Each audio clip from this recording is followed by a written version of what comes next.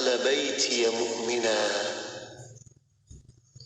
وللمؤمنين والمؤمنات. Ya Tuhanku, ampunilah aku, ibu bapaku, serta orang yang masuk ke rumahku dalam keadaan beriman, lelaki maupun perempuan.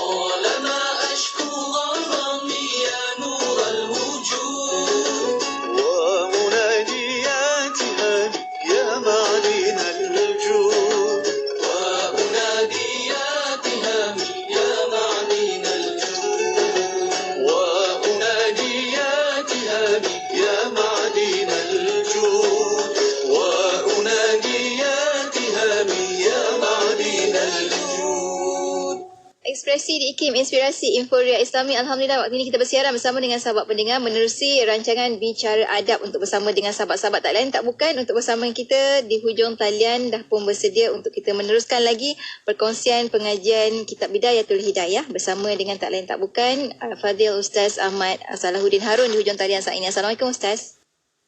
Waalaikumsalam warahmatullahi taala wabarakatuh. InsyaAllah, terima kasih banyak Ustaz kerana sudi untuk bersama dengan kami. Sebelum kita nak menyambung pengajian kita dalam Kitab Bidayatul Hidayah ni Ustaz, kita mulakan perkongsian kita pada malam ini dengan bacaan doa taklim. Silakan Ustaz. Astaghfirullahalazim, astaghfirullahalazim, astaghfirullahalazim. الذي لا إله إلا هو الحي القيوم وأتوب إليه لا إله إلا الله وحده لا شريك له له الملك وله الحمد يحيي ويميت وهو على كل شيء قدير ولا حول ولا قوة إلا بالله العلي العظيم. InsyaAllah kita mulakan pengajian kita pada malam ini dengan membaca doa majlis ta'lim dengan niat mudah-mudahan Allah Subhanahu wa ta'ala merahmati majlis kita, mengurniakan kepada kita kefahaman yang benar, dan Allah Subhanahu wa ta'ala mengembalikan dan juga menjadikan apa yang telah kita pelajari, apa yang sedang kita pelajari, apa yang akan kita pelajari dapat kita gunakan di waktu kita memerlukannya. Allahumma amin ya rabbal alamin. A'udzu billahi minasyaitonir rajim. Bismillahirrahmanirrahim. Allahumma inna nuqaddimu ilaika baina aydina kulli nafasin wa lamhatin wa lahzatin wa khatratin wa tarfatin yatrifu biha ahlus samawati wa ahlul ard wa kullu shay'in huwa kainun fi 'ilmik aw qad kana nuqaddimu ilaika baina aydina dhalika kulli. اللهم ربنا آتنا من لدنك رحمة وعلمنا من لدنك علما سبحانك لا علم لنا إلا ما علمتنا إنك أنت العليم الحكيم. بسم الله الرحمن الرحيم. نوينا التعلم والتعليم والتذكر والتذكير والنفع والانتفاع والإفادة والاستفادة والحث على التمسك بكتاب الله العزيز وسنة رسوله والدعاء إلى الهدى والدلالة على الخير ابتغاء وجه الله تعالى ورضائه وقربه وثوابه سبحانه. اللهم ألهمنا علما نفقه به أوامرك ونواهيك وارزقنا فهما نعرف به كيف نناجيك يا أرحم الراحمين. اللهم إنا نسألك فهم النبي وحفظ المرسلين وإلهام الملائكة المقربين. اللهم أغننا بالعلم وزينا بالحلم وأكرمنا بالتقوى وجملنا بالعافية يا أرحم الراحمين. اللهم إنا نستودعك ما قرأناه أو نقرأه في هذا المجلس وما قبله وما بعده فاحفظوا علينا حتى ترده إلينا وقت احتياجنا إليه. وصلى الله على سيدنا محمد وعلى آله وصحبه وسلم. بسم الله الرحمن الرحيم. رب اشرح لي صدري ويسر لي أمري واحلل عقدة من لساني يفقه قولي وسدد ألسنتنا واهد قلوبنا وافعل كذلك بأحبابنا أبدا وارزقنا كمال فتوح العارفين والفقه في الدارين مع كمال الإخلاص والصدق واليقين والعافية والغنى والنصر والحفظ والنفع والانتفاع وخيرات الدارين وعلوم الأولين والآخرين. وصلى الله على سيدنا محمد وعلى آله وصحبه وسلم والحمد لله رب العالمين. الحمد لله والصلاة والسلام على سيدنا رسول الله وعلى آله وصحبه ومن والاه أما بعد. Yang dimuliakan Dijen Nur Hayati Paradi hafizahullah ta'ala wa matta'ha bisihatin wa afiyah. Sidang pendengar IKIM yang dimuliakan Allah Subhanahu wa ta'ala, mudah-mudahan sentiasa dalam rahmat, kasih sayang dan pemeliharaan Allah Subhanahu wa ta'ala. Alhamdulillah, puji dan syukur kita panjatkan kehadrat Allah Subhanahu wa ta'ala dengan izin dan inayah taufik daripada Allah Subhanahu wa ta'ala. Allah Subhanahu wa ta'ala masih berikan kesempatan kepada kita untuk kita menyambung lagi perbahasan kitab kita di dalam kitab Bidayatul Hidayah, perjalanan seorang hamba dalam menuju Allah Subhanahu wa ta'ala. Dan pada pertemuan ini kita masih di bahagian yang ketiga, membahaskan berkaitan dengan adab-adab, dan adab yang akan kita perbahaskan pada malam ini adalah adab-adab sebagai seorang murid. Kalau kita ingat pada minggu-minggu sebelum ini telah kita bahaskan bagaimana adab seorang hamba kepada Tuhannya. Dan kemudian kita bahaskan pula bagaimana adabnya seorang guru, kerana yang ingin diperoleh daripada seorang murid itu adalah keberkatan gurunya. Maka bila kita menjadi guru, jangan hilangkan keberkatan yang ada pada guru itu daripada diri kita. Dan sekarang pesanan Imam Ghazali berterusan nasihatnya kepada pula yang disebut sebagai murid, orang-orang yang menginginkan Allah, orang-orang yang menghendaki Allah Subhanahu wa ta'ala, maka apakah adab-adab yang perlu diperoleh? Ataupun apakah adab-adab yang perlu dipunyai? Tujuannya seperti mana yang telah kita sebutkan pada pertemuan-pertemuan sebelum ini, agar murid itu hasil barakahnya dalam perjalanannya menuju Allah. Dalam kehidupan kita menuju Allah, yang kita ingin dapati adalah keberkatan daripada ilmu, daripada pekerjaan, daripada hidup. Kerana apabila diberkati, ia jalan untuk kita mencapai keredaan Allah. Dan kita mendapat pandangan Allah, kita mendapat bantuan Allah, kita mendapat pemeliharaan daripada Allah Subhanahu wa ta'ala. Baik, mari kita lihat apa yang disebutkan oleh Al-Imam Al-Ghazali rahimahullahu ta'ala. Adapun adab-adab seorang murid terhadap gurunya, maka iaitu yang pertama, apabila ia menemui gurunya, maka hendaklah ia memberi salam kepadanya terlebih dahulu. Bila kita jumpa dengan guru kita, yang kita dahului adalah memberi salam. Bahkan bukannya kita menanti guru kita mengucapkan salam, tetapi kita dahulu memberi salam kepada guru kita. Itu adalah adab seorang murid kepada gurunya, walaupun gurunya itu lebih muda daripada dirinya.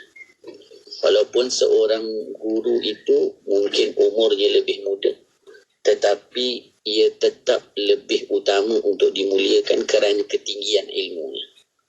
Jadi, bila mana kita sudah menjadikan seseorang itu sebagai guru, walau mungkin dia lebih miskin dari kita, walau mungkin dia lebih muda dari kita, walau mungkin dia banyak kekurangan fizikal daripada kita, tetapi Allah telah mengurniakan kepadanya satu yang disebut ilmu, yang mana bila seseorang itu berilmu, darjatnya lebih tinggi daripada orang yang tidak berilmu.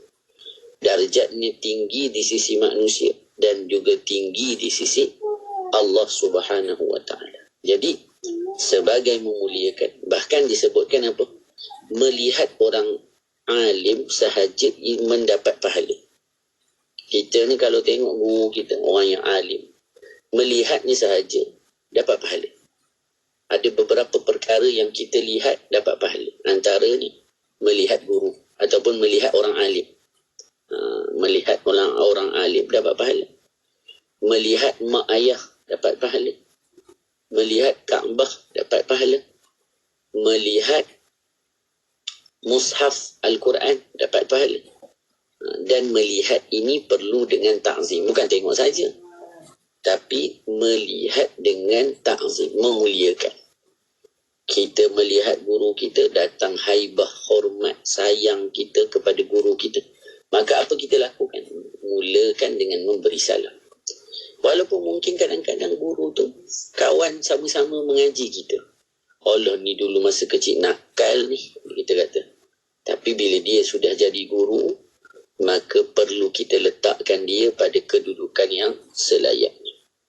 Sebab itu apabila seseorang itu dia adalah murid dan dia ingin keberkatan daripada gurunya, yang perlu pada seorang murid adalah satu perkara. Apa dia? Kejujuran.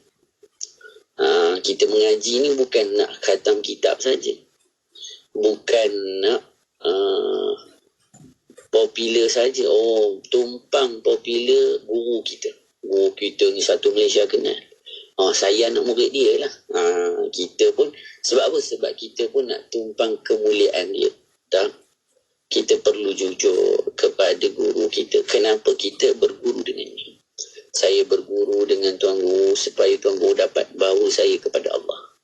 Supaya Tuan Guru dapat buang segala sifat-sifat buruk dalam diri saya. Kejujuran kita menjadikan persiapan bagaimana kita dalam menuju kepada Allah. Baik. Itu yang pertama. Apabila ia menemui gurunya, maka hendaklah ia memberi salam kepadanya terlebih dahulu. Yang kedua, jangan ia membanyakkan bercakap-cakap di hadapan gurunya. Bila duduk depan guru kita, Yang lebih banyak perlu kita lakukan adalah diam dan mendengar setiap perkataan guru kita. Kerana kita mempelajari ilmu daripada guru bukan hanya di dalam kelas. Ini kita kena faham. Bukan hanya bila guru kita buka kitab, itu kita belajar. Tetapi bagaimana mereka bermuamalah dengan orang yang datang kepada mereka. Contohnya kita duduk khidmat dengan tok guru kita ni. Ada orang datang jumpa kerana ada hajat. Ada orang datang jumpa nak minta bantuan. Ada orang datang jumpa nak minta doa. Belajar dari guru kita bagaimana melayani tetamu. Belajar dengan guru kita bagaimana tidak pernah rasa penat melayani umat baginda Nabi. Kita kata kadang-kadang, tengok tok guru penat lah daripada pagi sampai ke malam. Tak berhenti-henti orang datang berjumpa dengannya. Maka bayangkan bagaimana pada zaman baginda Nabi. Semua orang nak jumpa Nabi. Semua orang minta hajat pada Nabi. Tapi Nabi tidak pernah menolaknya walau sekali. Maka mempelajari ilmu dari guru bukan hanya daripada teks. Tetapi belajar dari ahwal keadaan guru tersebut apabila dalam kehidupan. Bagaimana walaupun banyak orang mereka jumpa, mereka tidak lupa masa mereka dengan Allah. Mereka tidak lupa masa mereka dengan keluarga dan sebagainya. Jadi, jangan banyak bercakap bila depan guru kita. Guru kita bercakap, kita pun nak bercakap. Tapi lebihkan tumpuan kepada setiap perkataan guru kita. Walaupun yang terbit dari guru kita bukan perbahasan ilmu hukum hakam daripada buku. Tetapi kita lihat bagaimana mereka berbicara, bersembang sama-sama orang alim contohnya. Tapi yang mereka bicarakan semuanya menguatkan keimanan. Jadi, tujuan tidak banyak bercakap. Yang pertama, supaya tidak hilang hormat kita pada guru. Yang kedua, supaya kita lebih fokus agar kita dapat mempelajari ahwal keadaan ketika mana kita dalam kehidupan. Macam mana muamalahnya, macam mana caranya, itu yang kita nak belajar. Yang ketiga, jangan ia bercakap-cakap sebelum gurunya bertanya kepadanya. Belum lagi tuan guru kita, ustaz kita tanya ada soalan, kita kalut nak bercakap juga. Kita cakap itu, kita cakap ini. Jadi jangan bercakap-cakap sebelum gurunya bertanya kepadanya. Kalau guru kita tanya pada orang lain, jangan kita menyampuk. Ini adab. Walaupun mungkin soalan tu kita tahu jawab. Tapi sebagai adab, kalau guru kita tanya, baru kita jawab. Jangan kita tak jawab pula kalau guru kita tanya. Sebab apa? Sebab kalau kita jawab, nanti guru kita akan doakan kita. Contohnya, kalau kita tanya, kita ditanya, kita pun jawab. Nanti guru kita kata apa? Barakallahu fi, ahsanallahu ilaih, ahsantum. Itu yang kita nak, doa-doa dari para guru. Sebab itu para sahabat mereka cukup ingin perhatian daripada Nabi. Sebab apa? Sebab ingin mendapat doanya baginda Nabi. Bila Nabi cakap apa-apa, mereka kalau boleh, biar saya lah jadi orang tu. Sifat mereka berebut-rebut dalam perkara tersebut. Maka sedemikian ahwal keadaan kita. Sebab itu hubungan kita dengan guru tujuannya dengan kejujuran dan juga dengan niat supaya guru kita dapat membimbing, membawa kita kepada Allah, akan memberi faham kepada kita cebisan daripada apa yang dirasakan oleh sahabat ketika bersama dengan Nabi. Kita tidak katakan bahawasanya bila kita duduk dengan guru ni macam kita duduk dengan Nabi. Tak. Tetapi hubungan itu seperti keadaannya sedemikian. Kita perlu letak kepercayaan pada guru. Kita kena jujur dengan guru. Kita kena usaha gembirakan hati guru. Inilah hubungan kerohanian. Dan inilah hubungan yang nanti membina akhlak yang baik pada diri kita. Bukan hanya pada teks. Tetapi dari perkataan demi perkataan, daripada ahwal demi ahwal, didikan demi didikan. Itulah yang akan merubah diri kita menjadi lebih baik. Contohnya kalau kita ikut tuan guru kita, ustaz kita Mereka lepas sembahyang, ketika menunggu antara solat fardu dan solat sunat zikir, takkan kita nak duduk saja main telefon. Maka bersama dengan guru akan merubah akhlak, akan merubah siapa kita sebelumnya. Itulah penting kepada niat yang bersih, kejujuran seorang murid dalam menuju Tuhan ni. Baik. Kemudian yang keempat, jangan ia bertanya kepada gurunya sebelum ia meminta izin. Angkat tangan. Jangan sampuk. Kalau nanti mungkin ada perbahasan disebut, kalau guru kita salah, macam mana kita nak betulkan dan sebagainya. Jangan ia bertanya kepada gurunya sebelum ia meminta izin. Kerana apa? Ini adab. Sebab apa? Kita boleh sebutkan para guru ini, terutama yang benar-benar ikhlas. Mereka ni mendoakan murid sebelum pengajian dan sebagainya. Kalau boleh mungkin kita ceritakan penterjemah kitab ini, Syekh Ahmad Fahmi Zamzam rahimahullahu ta'ala.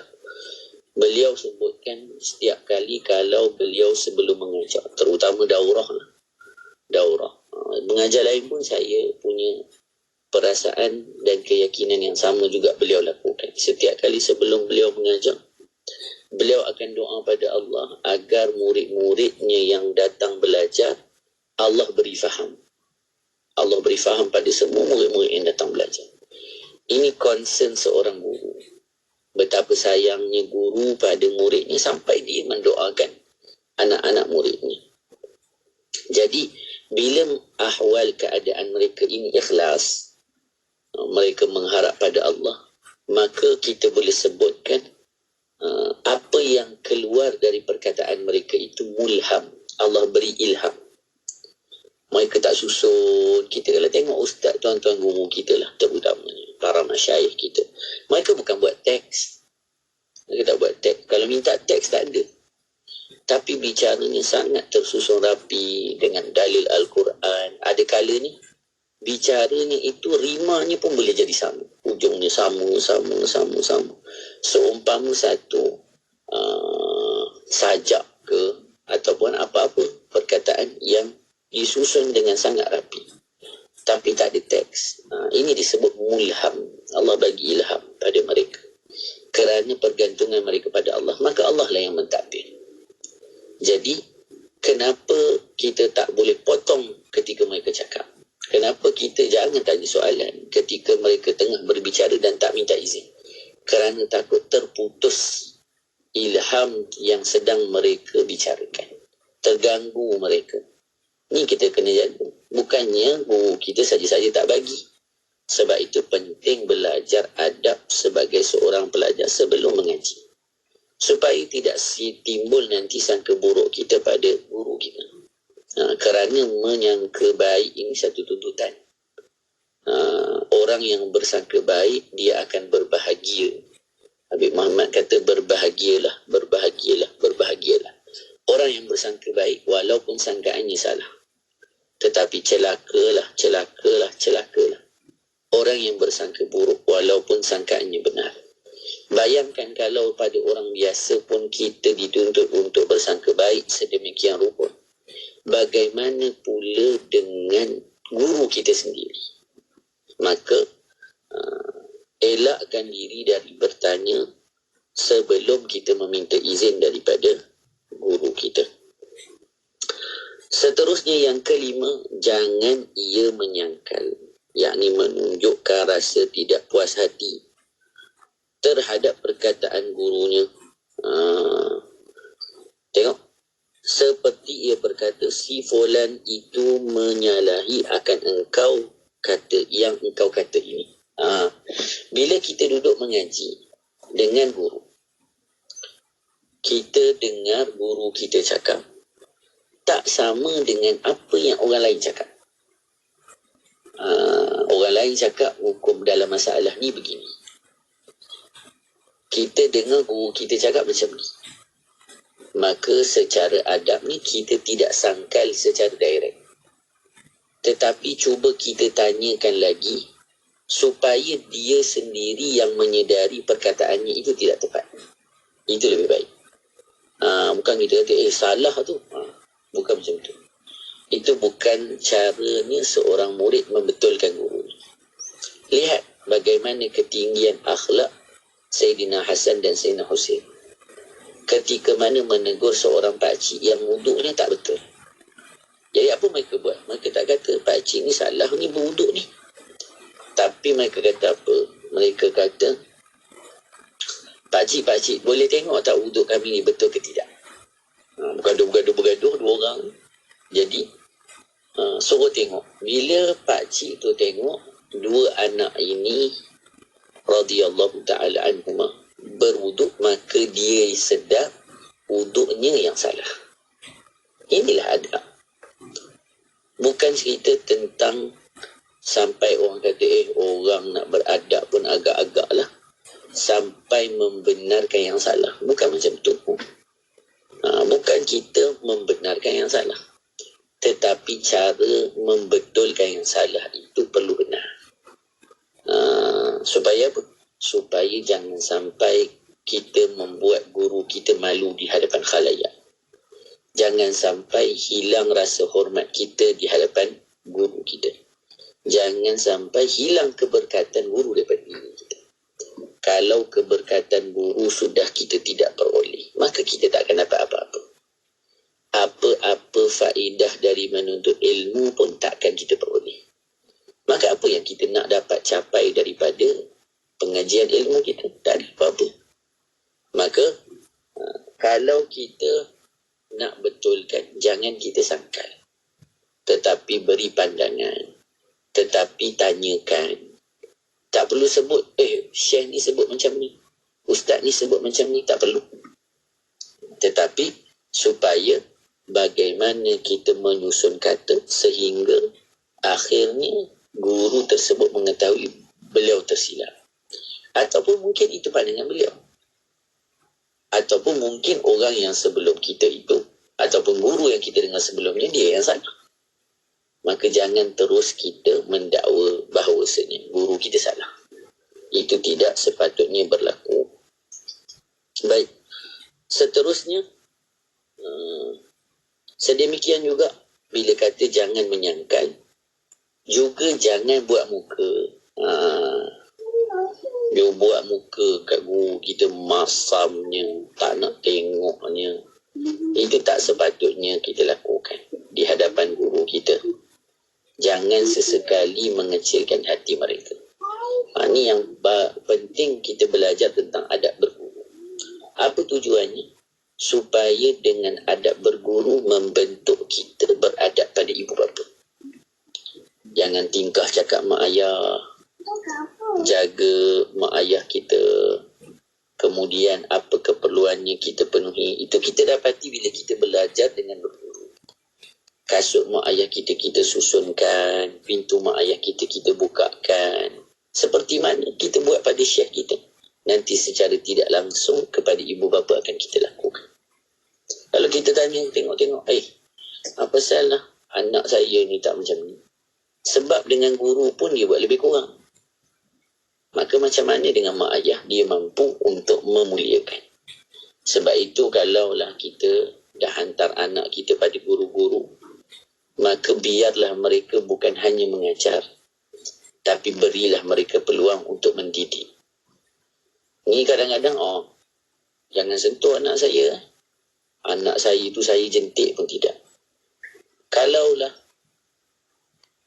tidak kita benarkan untuk mendidik, kenapa kita hantar? Apakah kita hanya nak mereka hanya mencapai kejayaan pada nombor di atas kertas, tapi mereka tidak punya akhlak, mereka tidak mengenal Tuhan, mereka tidak meyakini barakah, yang akhirnya mereka rasa hidup ini hanya atas kemampuan dan usaha mereka. Daripada kecil kita dah tak didik anak-anak kita dengan Allah. Kita selalu pasangkan kita punya anak, kita punya tie nak pergi sekolah, betulkan tudung dia. Kita kata nanti belajar rajin-rajin, bila dah besar, banyak duit, boleh beli rumah besar, kereta besar. Kita tak pernah ingat ilmu ni Allah punya. Allah boleh tarik bila-bila. Kalau kita belajar sungguh-sungguh, Allah bagi faham, Allah bagi kemudahan. Kenapa tak pernah beri ingatan macam tu? Allah nak tarik ilmu ni sekejap je, boleh hilang. Allah nak tarik harta pun sekejap je, boleh hilang. Jadi apa yang kita harapkan? Pemeliharaan Allah. Yakinkan anak-anak kita dengan perkara sedemikian. Kemudian disebutkan lagi apa dia? Yang keenam, jangan ia mengisyaratkan kepada gurunya dengan menyalahi pendapatnya. Maka ia menyangka bahawa ia lebih mengetahui daripada gurunya. Kalau ada dalam perkataan yang kita rasa, oh ni guru kita salah, jangan kita rasa, oh ini pun guru aku tak tahu. Kita kena tahu nanti bila kita mengajar, akan ada pada keadaannya kita ni sabqul lisan. Sabqul lisan ni apa? Tersasul cakap, tersilap cakap, tu biasa. Kita bukannya cakap semua benda betul. Maka ada benda kita cakap betul, ada benda kita cakap Allahumma salli ala sayyidina Muhammadin wa ala alihi wa sahbihi wa barik wa sallim. Ada yang kita cakap betul, ada yang kita salah cakap. Maka bukan bermakna bila kita salah cakap kita tak tahu. Maka beranggapanlah sedemikian bila bersama dengan guru kita. Tidaklah bermakna mereka tidak mengetahui, tetapi ia hanya sabqul lisan pada diri mereka. Seterusnya insya-Allah perkara yang ketujuh kita akan sambung selepas ini. Siti, kamu ni kejap solat, kejap tak. Jangan buat main-main, Siti. Sibuk, Mak. Masa terhad sikit. Manakah nak rehat untuk makan lagi? Nak cuci makeup sebelum solat lagi? Dah tahu masa tu terhad. Carilah sesuatu yang memudahkan. Kamu tengok Sisa tu. Sempat aja dia nak bersih dan tanggalkan makeup sebelum wuduk. Dia pakai hot set kosmetik Nuraisa, Mak. Nuraisa kosmetik mesra wuduk tu. Habis tu, kenapa kamu tak pakai hot set kosmetik Nuraisa juga? Nuraisa kan kosmetik mesra wuduk. Gempa bumi yang berlaku di Turki dan Syria mengakibatkan kehilangan beribu-ribu nyawa dan berbelas ribu orang dilaporkan cedera. Kemusnahan harta benda, bangunan dan kediaman yang ranah. IKIM dan Muslim Care Malaysia menyeru orang ramai untuk menghulurkan sumbangan bagi mengurangi beban mangsa. Sumbangan boleh disalurkan kepada Muslim Care Malaysia Society melalui akaun Bank Islam Malaysia 1403 2010 093666 dengan rujukan Gempa Bumi. Insya-Allah, setiap ringgit yang disedekahkan pasti memberi makna yang besar buat mereka. Semoga Allah Subhanahu Wa Taala meluaskan rezeki dan mengurniakan ladang pahala buat anda yang sudi menyumbang. Permohonan adalah dipelawa daripada warga negara Malaysia yang berkelayakan untuk mengisi jawatan di Institut Kefahaman Islam Malaysia sebagai Eksekutif Dana Penyelidikan Grade DQ41. Calon-calon hendaklah warga negara Malaysia dan berumur tidak kurang daripada 30 tahun pada tarikh tutup iklan jawatan. Memiliki sekurang-kurangnya ijazah sarjana muda daripada universiti-universiti awam atau kelayakan yang diiktiraf setaraf dengannya. Mempunyai pengalaman penyelidikan tidak kurang daripada 2 tahun di Institut Pengajian Tinggi atau institusi penyelidikan. Antara bidang tugas ialah mengenal pasti sumber-sumber dana luar yang boleh dipohon oleh ahli akademi IKIM untuk menjalankan penyelidikan serta membangunkan pangkalan data dan membuat hebahan berkenaan dana penyelidikan kepada ahli akademi IKIM. Kemukakan permohonan anda kepada Unit Modal Insan Institut Kefahaman Islam Malaysia sebelum atau pada 14 Mac 2023.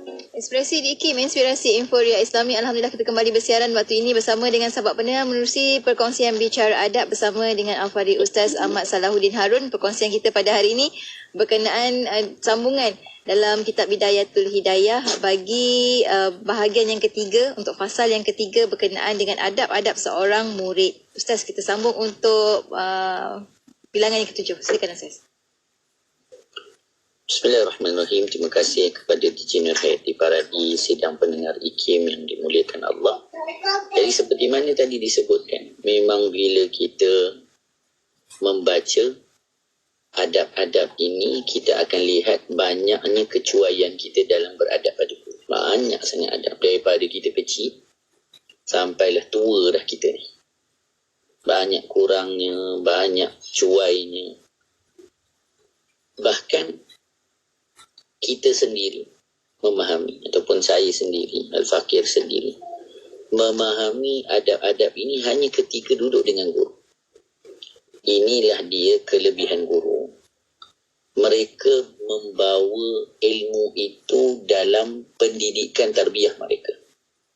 Sehingga mungkin kita tidak baca buku-buku ni, tapi guru kita kata, jangan macam ni, jangan macam ni, jangan macam ni.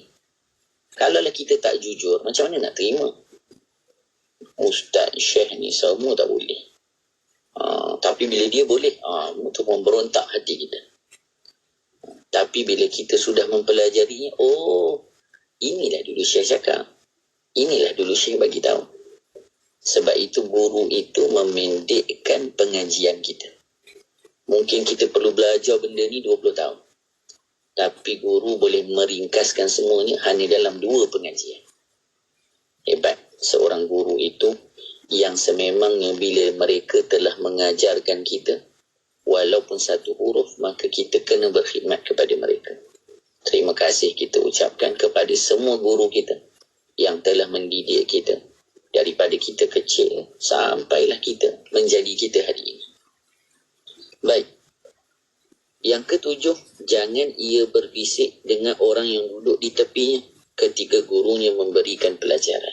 Kerana apa? Yang pertama, mengganggu konsentrasi guru yang mengajar. Yang kedua, sudah tentu perkara itu tidak beradab dengan seorang guru. Tidak sepatutnya kita melakukan perkara tersebut ketika mana kita berada dengan guru kita. Macam kita sebutkan tadi, tumpukan perhatian. Bila kita sebut berbisik, sama dengan hal-hal yang lain. Apa maksud hal-hal yang lain? Kita main telefon, kacau kawan kita.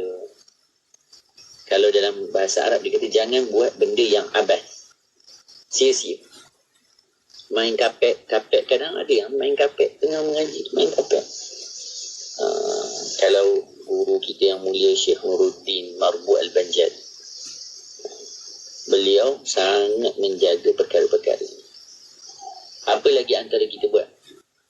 Kadang kita dengar Syekh cerita tu, Syekh mungkin cerita zaman masa belajar ataupun perkara-perkara, kisah-kisah salafus salih. Kita sambil dengar tu apa kita buat? Main pen. Pusing-pusing pen tu kan. Masa sekolah dulu kan suka main pen tolak katak, main pen tolak katak, macam-macam. Jadi perlu dijaga perkara-perkara ini. Sebab apa? Ini boleh menjadi sebab keberkatan itu ditarik. Sebab tu benda ni bukannya kecil tetapi besar. Yang ke-8, jangan ia berpaling ke kiri dan ke kanan di hadapan gurunya. Tetapi hendaklah ia menundukkan kepalanya dengan penuh tenang lagi beradab, seolah-olah dia sedang sembahyang. Jangan tengok kiri, jangan tengok kanan, jangan tengok orang. Tetapi yang kita buat, tundukkan kepalanya dengan penuh tenang lagi beradab. Sebab itu disebutkan macam mana para sahabat bila bersama dengan Nabi, mereka tunduk seolah-olah di atas kepala mereka ada burung. Maksudnya apa? Bila kata seolah-olah ada burung, diam betul. Burung ni kalau bergerak aja dia terbang. Tapi maksudnya apa? Begitu tinggi adab. Macam mana boleh sampai begitu keadaannya? Kerana kejujuran mereka, kepercayaan mereka, haibah mereka, hormat mereka, mahabbah mereka kepada kita. Maka hubungan itulah yang perlu kita hidupkan kepada guru. Ini tak bila depan guru kita, ya. Tapi bila belakang kutuk. Kutuk apa dah cikgu ni. Kereta pun sedap je. Kemudian dia tanya, kenapa mak ayah datang tanya pula? Ni kenapa anak saya ni asyik fail je? Tanyalah dulu anak dulu tu. Ni kira kita ni nak salahkan guru je lah. Tak cek pun anak kita. Kadang-kadang bukan guru kita pun, bukan guru anak kita, bukan kita, bukan anak kita, kita tu yang masalah. Jadi sebab itu semua perkara ini perlu dipelajari. Guru pun kena belajar, murid pun kena belajar, mak ayah pun kena belajar. Ini 3 golongan yang tidak terputus antara satu sama lain. Semuanya berkaitan. Kemudian Allahumma salli ala sayyidina Muhammadin wa ala alihi wa sahbihi wa barik wa sallim. Yang ke-9, jangan ia membanyakkan soalan kepada gurunya ketika ia letih. Kalau kita nak tanya soalan kepada guru kita, tengok ahwal keadaan guru kita dulu. Kita nak tanya soalan, bukan boleh tanya je, tetapi tengok. Kalau guru kita letih, jangan tanya. Kalau guru kita sedang sibuk, jangan tanya. Kalau guru kita sedang lakukan perkara lain, jangan tanya. Kalau guru kita sedang buat perkara-perkara yang kita rasakan tak sesuai untuk tanya soalan, jangan tanya. Ini adab yang murid perlu ada sense. Perlu ada, apa kita panggil? Tak tahu. Sense, rasa lah. Rasa. Common sense. Common sense ni, kita kena tahu. Jadi masa guru kita letih, samalah guru kita baru sampai contohnya. Jadi bagi rehat dulu. Yang kira, saya nak pergi ziarah ni, betul lah kita nak pergi ziarah. Tapi mungkin dia nak rehat dulu. Mungkin nak jumpa keluarga dulu. Maka ini common sense yang kita kena ada sebagai seorang murid. Jangan ia membanyakkan soalan kepada gurunya ketika letih. Sebab apa? Sebab guru ini sifatnya rahmah. Bila kita berada dengan guru yang benar, sifatnya rahmah. Keletihannya tidak ditunjukkan, melayani muridnya dan orang-orang yang hadir tanpa rasa berhenti. Itulah guru. Itulah murabbi. Yang mereka itu menjadi pewaris kepada Nabi. Nabi SAW bisa demikianlah keadaan. Sampaikan ketika mana bertemu dengan seorang perempuan tua, maka Nabi kata, pergilah di mana-mana jalan di Madinah, maka Nabi akan datang bertemu dengannya. Untuk apa? Untuk menyempurnakan segala keperluan dan hajat. Kemudian yang ke-10, apabila gurunya berdiri, hendaklah ia berdiri untuk menghormatinya. Bila guru kita bangun, kita bangun. Ta'ziman, sebagai memuliakan guru tersebut. Memuliakan guru kita dengan apabila dia berdiri, kita pun berdiri. Apabila dia nak pergi ke mana-mana, juga kita berdiri. Yang ke-10, yang ke-11. Jangan mengikuti gurunya dengan perkataan atau soalan ketika ia bangkit dari majlisnya. Bila dia bangun kerana hajat. Ataupun kerana selesai majlis. Maka tidak diikuti dengan Allahumma salli ala sayyidina Muhammadin wa ala alihi wa sahbihi wa barik wa sallim. Tidak diikuti dengan soalan-soalan. Sebab apa? Mungkin dia nak bersegera untuk sesuatu. Ataupun Allahumma salli ala sayyidina Muhammadin wa ala alihi wa sahbihi wa barik wa sallim akan menyebabkan nanti perjalanannya terganggu. Jadi biasanya kalau guru kita bangun tu, kita berdiri je. Biarkan guru kita berlalu pergi. Maksudnya kalau ada persoalan, ada benda nak tanya, pada waktu yang sesuai. Selepas pengajian, okey, buka untuk soalan. Angkat tangan tanya. Ataupun di waktu-waktu lain yang sesuai untuk bertanya, maka barulah kita tanyakan soalan. Jangan bertanya kepada gurunya di tengah jalan sehingga ia sampai ke rumahnya atau ke tempat duduk. Ini adab. Walaupun guru kita layan je. Kita kan kalau tanya kat mana-mana pun guru kita layan. Tapi biasanya macam mana? Mudah je kita nak faham. Bila guru, orang bila mengajar, kita pun kalau mengajar, contohnya kita duduk dalam majlis mengajar 1 jam. Lepas tu mengajar lagi. Guru-guru ni pula bukan mengajar 1 jam. Kadang 2 jam, 2 jam setengah. Jadi mungkin kebiasaannya waktu perjalanan daripada tempat mengajar ke rumah. Itulah waktu rehat. waktu tu mereka sendiri, waktu tu mereka mungkin nak murajaah, ada di kalangan guru kita, waktu itulah nak ulang ataupun nak murajaah, nak ulang kaji, nak baca balik bab yang akan diajarkan. Jadi persoalan-persoalan kita sembang-sembang menyebabkan mereka terganggu.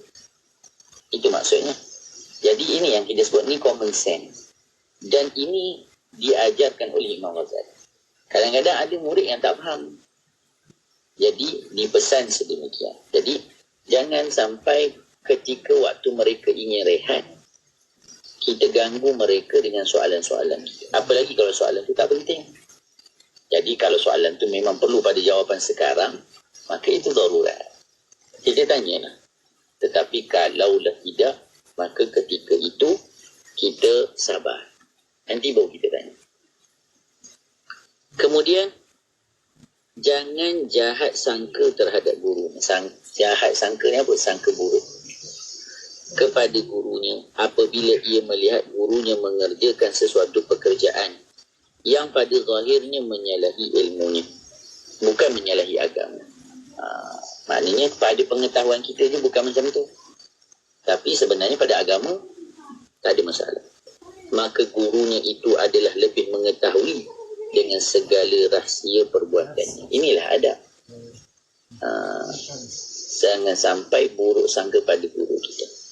Berusaha untuk mentakwil perbuatan-perbuatan. Kita lihat bagaimana sahabat ketika solat dengan Nabi, Nabi sembahyang dua.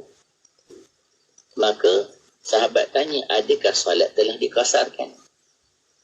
Mereka tak kata Nabi salah.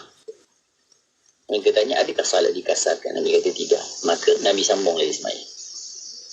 Itu untuk ta'lim, untuk ajar kita betapa tingginya akhlak para sahabat kepada baginda Nabi sallallahu alaihi wasallam.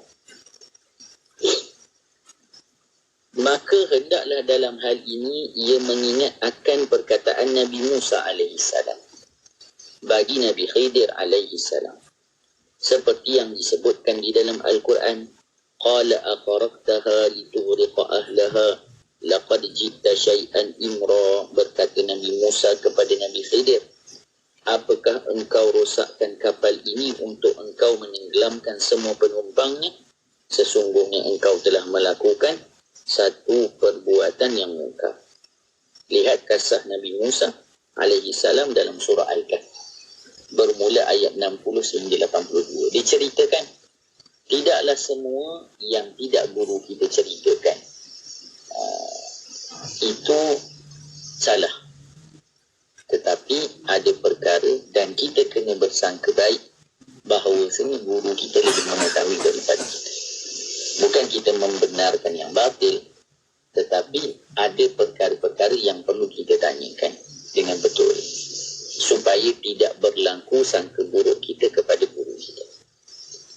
Kemudian yang terakhir yang disebutkan oleh Al-Imam Al-Ghazali rahimahullahu ta'ala di dalam adab yang perlu dipunyai oleh murid, maka kata Al-Imam Al-Ghazali, maka hendaklah ia mengingati bahawa sebenarnya dia yang tersalah pada keingkarannya itu kerana ia hanya memandang hukum yang zahir pada sisinya sahaja.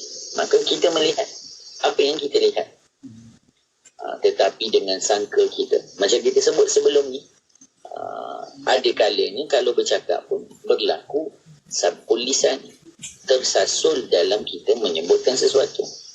Maka jangan kita hukumi hanya kerana tersasul, oh guru saya salah, guru saya tak alim, guru saya tak tahu. Ini soalan senang. Tak, jangan sampai hanya kerana perkara-perkara yang kecil Allah menarik keberkatan seorang murid daripada mendapat barakah daripada guru. Maka kita usaha baik-baik untuk menjadi seorang murid yang benar. Kita berusaha supaya jangan sampai keberkatan daripada guru itu Allah tarik daripada diri kita, dan kita harapkan dengan keberkatan tersebutlah kita dapat menuju kepada Allah dan berada di jalan yang benar. Mudah-mudahan kita menjadi murid-murid yang benar-benar sampai kepada Allah melalui tangan guru-guru yang benar. dengan doa yang disebutkan, Ya Allah, tunjukkan saya kepada orang yang menunjukkan saya kepada. Ya Allah, sampaikan saya kepada orang yang menyampaikan saya kepada. Ini kita minta pada Allah. Kadar guru yang akan kita dapat bergantung kepada kadar benarnya tujuan kita dalam mencari guru. Ada orang saja-saja je dia cakap nak cari guru, tak cari pun. Tapi ada orang yang benar-benar mencari guru, Allah akan menghantar guru berada di hadapannya. Mudah-mudahan Allah Subhanahu wa taala menjadikan majlis kita majlis yang diberkati. Mudah-mudahan Allah Subhanahu wa taala temukan kita dengan guru yang benar. Ingat, setiap orang punya guru. Dan guru kita tak sama dengan guru orang. Dan kita tak boleh paksa orang untuk ikut guru kita. Ini satu lagi perkara yang kita perlu ingatkan. Ada orang dia nak semua orang ikut guru dia. Ikut guru saya ni, bagus guru saya. Guru orang lain tak bagus. Itu salah.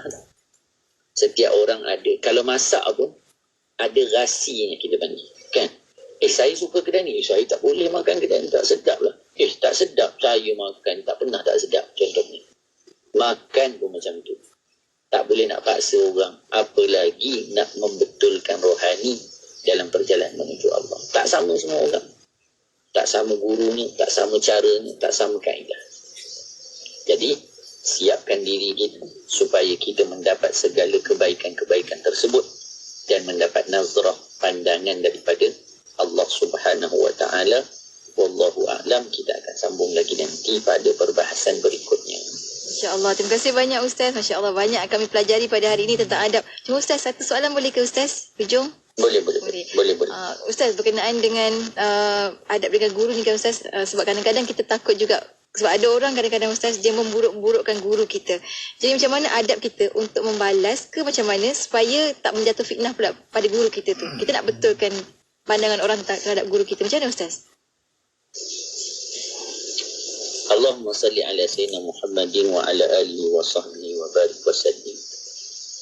Sebagai seorang murid, memang sudah tentu kalau kita mendengar orang berbicara tentang guru kita, kita akan rasa marah. Semua orang macam itulah.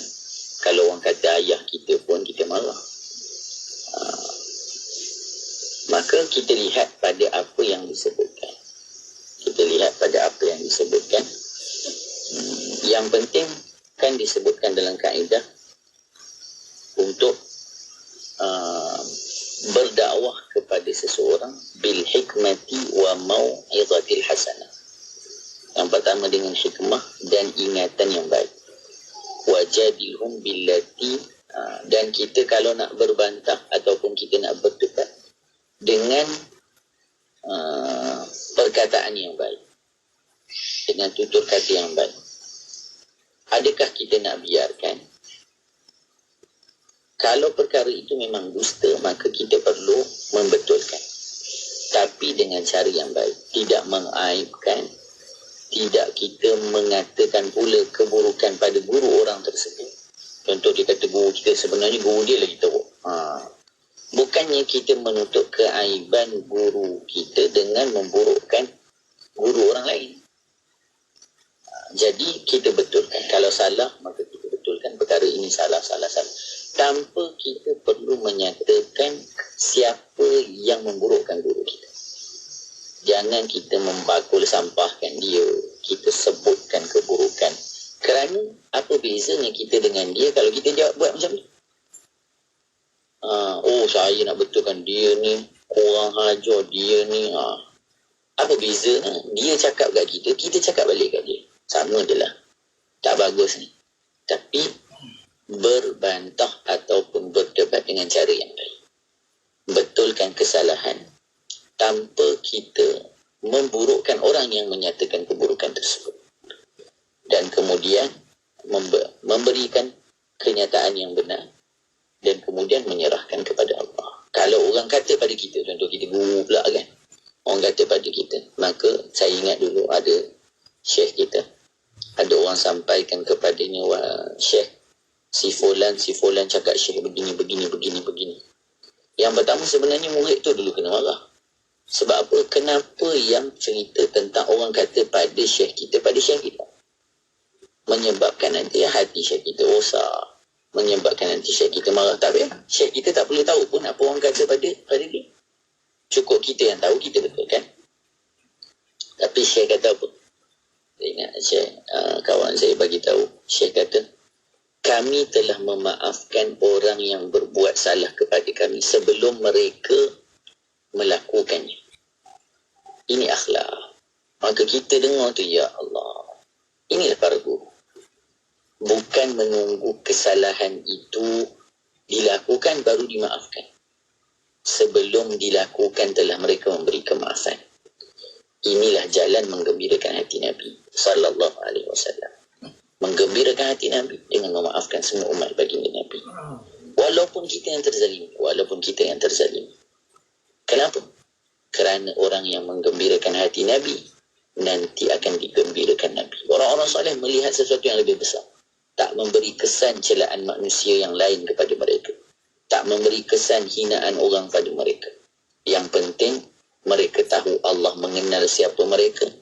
Dan kalau mereka dihina dan dicela, mereka memaafkan. Mereka dapat menggembirakan hati Nabi mereka. Dan itulah yang mereka harapkan. Agar nanti mereka dapat bergembira di samping baginda Nabi. Maka orang soleh tak pernah balas. Yang memang balas ni anak murid yang cengih-cengih lah. Tuan-tuan buka atas. Kerana apa? Kerana kebeningan dan kebersihan hati mereka. Mudah-mudahan Allah jadikan juga hati mereka. Hati kita sedemikian. Wallahu a'lam. Amin ya Pak. Amin. Terima kasih banyak Ustaz. Assalamualaikum. Assalamualaikum warahmatullahi wabarakatuh. Dan untuk anda rakan pendengar, teruskan kesetiaan sama kami tentunya hanya di IKIM, Inspirasi Inforia Islami. Berita gembira kepada semua pendengar Radio IKIM. Jom ke Expo Jejak Haji 2023 pada 4 Mac bertempat di Pusat Konvensyen Universiti Islam Selangor.